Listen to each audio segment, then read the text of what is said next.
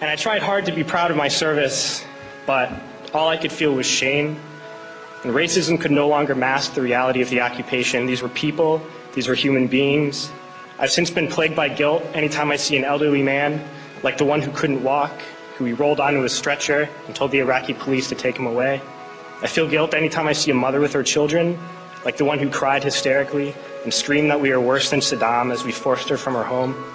I feel guilt anytime I see a young girl, like the one I grabbed by the arm and dragged into the street.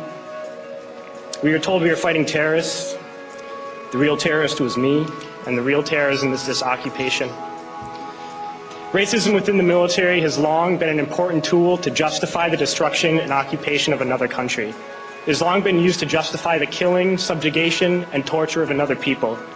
Racism is a vital weapon employed by this government. It is a more important weapon than a rifle, a tank, a bomber, or a battleship. It is more destructive than an artillery shell, or a bunker buster, or a Tomahawk missile. While all those weapons are created and owned by this government, they are harmless without people willing to use them. Those who send us to war do not have to pull a trigger or lob a mortar round. They do not have to fight the war, they merely have to sell the war. They need a public who is willing to send their soldiers into harm's way. They need soldiers who are willing to kill and be killed without question. They can spend millions on a single bomb, but that bomb only becomes a weapon when the ranks of the military are willing to follow orders to use it. They can send every last soldier anywhere on earth, but there will only be a war if soldiers are willing to fight. And the ruling class, the billionaires who profit from human suffering, care only about expanding their wealth, controlling the world economy. Understand that their power lies only in their ability to convince us that war, oppression, and exploitation is in our interest. They understand that their wealth is dependent on their ability to convince the working class to die to control the market of another country. And convincing us to kill and die is based on their ability to make us think that we are somehow superior. Soldiers, sailors, Marines, airmen have nothing to gain from this occupation. The vast majority of people living in the U.S. have nothing to gain from this occupation. In fact, not only do we have nothing to gain, but we suffer more because of it. We lose limbs, endure trauma, and give our lives.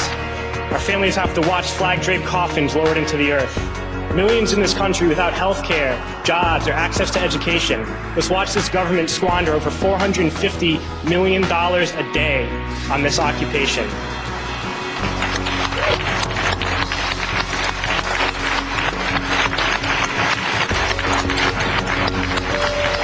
Poor and working people in this country are sent to kill poor and working people in another country to make the rich richer.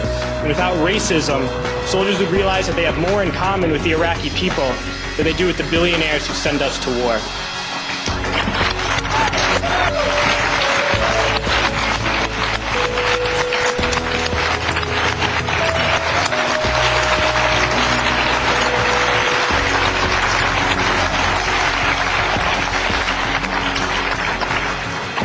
I threw families onto the street in Iraq, only to come home and find families thrown onto the street in this country, in this tragic and unnecessary foreclosure crisis. We need to wake up and realize that our real enemies are not in some distant land. They're not people whose names we don't know and cultures we don't understand. The enemy is people we know very well and people we can identify.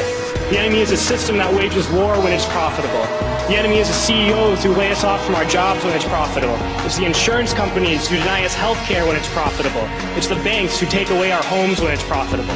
Our enemy is not 5,000 miles away. They are right here at home. If we organize and fight with our sisters and brothers, we can stop this war, we can stop this government, and we can create a better world.